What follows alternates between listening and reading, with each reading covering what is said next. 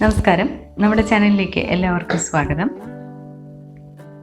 ഇപ്പോൾ ഓണക്കാലമാണ്.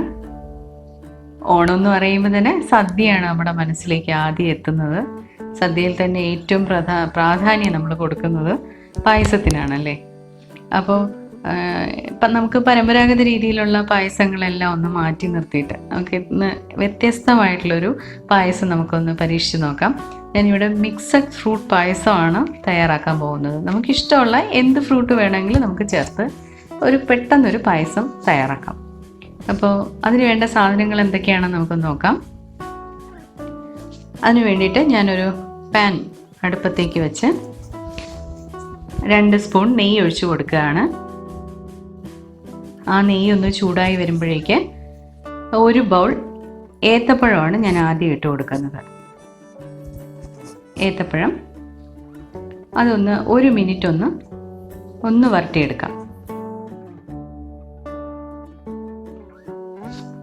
അതിവിടെ ജസ്റ്റ് ആയിട്ടുണ്ട്.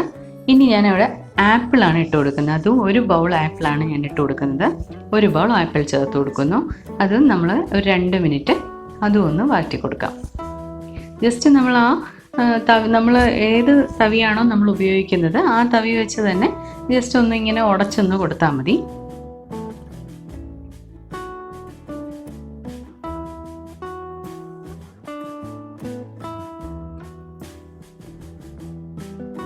അതിനുശേഷം ഞാൻ മാമ്പഴം അതുപോലെ തന്നെ 1 ബൗൾ മാമ്പഴമാണ് ഞാൻ ചേർക്കുന്നത്. അതും ഒന്ന് ഒരു 2 മിനിറ്റ് നമുക്കതും ഒന്ന് വഴറ്റി കൊടുക്കാം.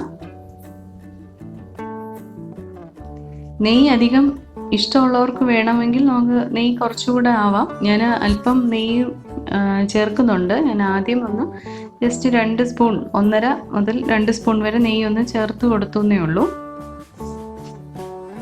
അതിനുശേഷം ഞാൻ 1 ബൗൾ പപ്പായ ചേർത്ത് കൊടുക്കുകയാണ്. നമുക്ക് നന്നായിട്ടൊന്ന് ഇളക്കി യോജിപ്പിക്കാം. ഇനി ഞാൻ പൈനാപ്പിളാണ് ചേർത്ത് കൊടുക്കുന്നത്. പൈനാപ്പിൾ ഞാൻ ജസ്റ്റ് നമ്മൾ കൈ വെച്ച് ഒന്ന് ഉടച്ചിട്ടാണ് ഞാൻ ചേർത്തത്. അതും 1 ബൗളാണ് ചേർത്ത് കൊടുക്കുന്നത്.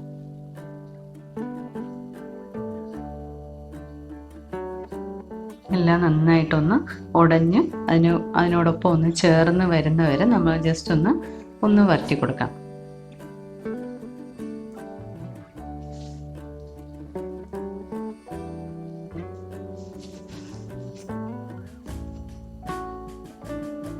ഒരല്പം നെയ്യും കൂടെ ഒന്ന് ചേർത്ത് കൊടുക്കുകയാണ്. ഒന്നും കൂടെ നമുക്കൊന്ന് ഇളക്കി യോജിപ്പിക്കാം. അതിനുശേഷം ശർക്കര ഞാനിവിടെ 250 ഗ്രാം ശർക്കരയാണ് എടുത്തിരിക്കുന്നത്. ഓരോരുത്തരുടെ മധുരത്തിൻ്റെ ആവശ്യാനുസരണം നമുക്കിത് ചേർക്കാം. അപ്പോൾ 250 ഗ്രാം ശർക്കര നമ്മൾ ആദ്യം ഒരു 1/4 കപ്പ് വെള്ളം ഒഴിച്ച് അതിനെ ഒന്ന് അരിച്ചാണ് എടുത്തിരിക്കുന്നത്. അങ്ങനെ അരിച്ചെടുത്ത ശർക്കരയാണ് ഞാൻ ഇതിലേക്ക് ചേർക്കാൻ പോകുന്നത്. ശർക്കര ചേർത്ത് നന്നായിട്ടൊന്ന് ഇളക്കി നമുക്കിനി ആ പാനിൽ നിന്ന് ജസ്റ്റ് ഒന്ന് വിട്ട് വരുന്ന, ഒരുപാടങ്ങ് വിട്ട് ഭയങ്കരമായിട്ടൊന്ന് വരണ്ടൊന്നും വരണ്ട, എന്നാലും ജസ്റ്റ് ഒന്ന് വിട്ട് വരുന്ന ഒരു പരുവാകുമ്പോഴേക്ക് നമുക്ക് അത് പരുവാകുന്നത് വരെ നമുക്കൊന്ന് ഇളക്കി കൊടുക്കാം. പാനിൽ നിന്ന് വിട്ട് വരുന്ന പരുവാകുന്നത് വരെ നമുക്കിതിനൊന്ന് ഇളക്കി കൊടുക്കാം.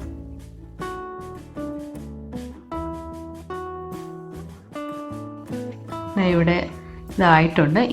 നമ്മൾ ഇളക്കി കൊടുക്കുമ്പോൾ തന്നെ നമുക്ക് പരിചയമുള്ളൊരു മണം വരും. ആ മണം എന്ന് പറയുന്നത് നമ്മൾ ജാമിൻ്റെയൊക്കെ ഒരു മണമാണ് വരുന്നത്. മിക്സഡ് ഫ്രൂട്ട് ജാം വാങ്ങിക്കുമ്പോൾ ഉള്ളൊരു മണം ഉണ്ടല്ലോ, ആ ഒരു മണമാണ് നമുക്ക് ഈ സമയത്ത് നമുക്ക് കിട്ടുന്നത്. ഞാനിവിടെ തേങ്ങാപ്പാലാണ് ചേർത്ത് കൊടുക്കാൻ പോകുന്നത്. അപ്പോൾ അതിന് വേണ്ടിയിട്ട് ഞാൻ ഒരു ഫുൾ തേങ്ങയുടെ പാലാണ് എടുക്കുന്നത്. 1-ാം പാലും 2-ാം പാലും എടുക്കുന്നുണ്ട്. അതിൽ 1-ാം പാലിലേക്ക് 2 ഗ്ലാസ് വെള്ളം ഒഴിച്ചിട്ട് അത്രയ്ക്കും കട്ടിക്ക് നമ്മൾ പാല് പിഴിഞ്ഞെടുക്കണം. 2-ാം പാലിലേക്ക് നമ്മൾ 1.5 ഗ്ലാസ് വെള്ളം ഒഴിച്ച് അതുപോലെ തന്നെ നമ്മൾ നന്നായിട്ട് പിഴിഞ്ഞെടുക്കണം. അപ്പോൾ ആദ്യം നമുക്ക് 2-ാം പാൽ ഒഴിച്ചു കൊടുക്കാം. ഞാനിവിടെ രണ്ടാം പാലാണ് ആദ്യം ചേർത്ത് കൊടുക്കുന്നത്. ഇപ്പോൾ രണ്ടാം പാൽ ഒഴിച്ച് നന്നായിട്ടൊന്ന് തിളച്ച് വരട്ടെ.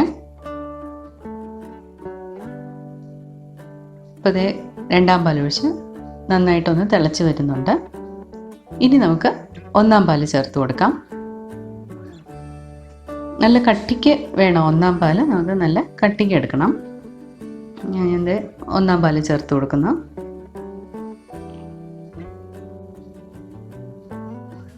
ഇനി ഒന്നാം പാൽ ചേർത്തിട്ട് നമ്മൾ ഒരുപാട് തിളയ്ക്കേണ്ട ആവശ്യമില്ല, ജസ്റ്റ് ഒന്ന് ചൂടായാൽ മാത്രം മതി.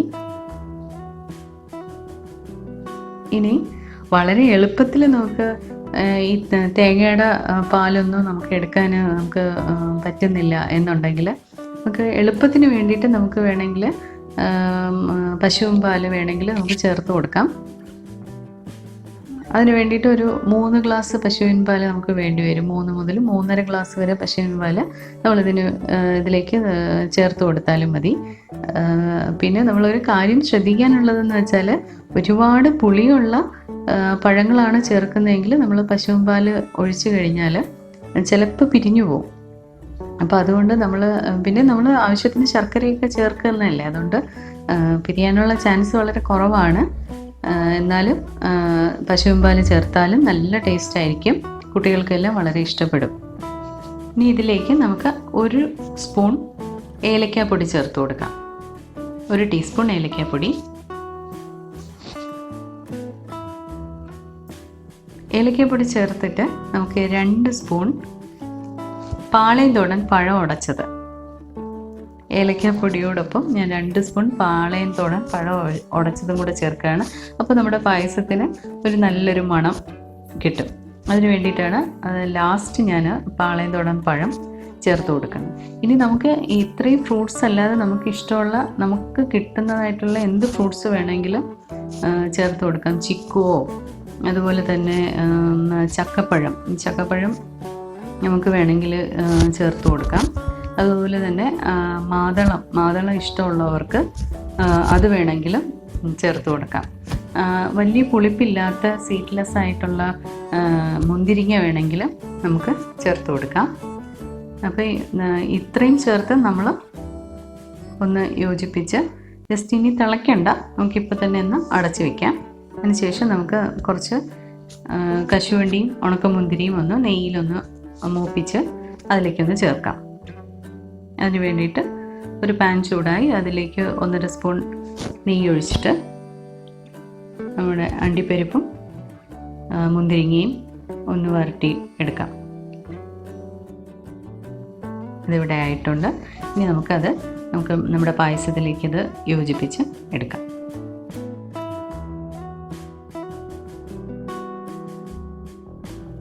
ഒരു ഡിഫറെൻ്റ് ആയിട്ടുള്ളൊരു പായസം നമ്മൾ പെട്ടെന്ന് തയ്യാറാക്കി കഴിഞ്ഞു. അപ്പോൾ ഇത്തവണത്തെ ഓണത്തിന് എന്തായാലും എല്ലാവരും ഒന്ന് ട്രൈ ചെയ്ത് നോക്കണം. കുട്ടികൾക്കൊക്കെ വളരെ ഇഷ്ടമാവുന്ന ഒരു പായസമാണ്. നല്ലൊരു ജാമിൻ്റെയൊക്കെ മണവും ഒക്കെ ഉണ്ട്. അപ്പോൾ അതുകൊണ്ട് എല്ലാവരും ഒന്ന് ട്രൈ ചെയ്ത് നോക്കണം ഈ പായസം. എല്ലാവർക്കും ഇഷ്ടമായെന്ന് വിചാരിക്കുന്നു. എല്ലാവർക്കും ഓണാശംസകൾ.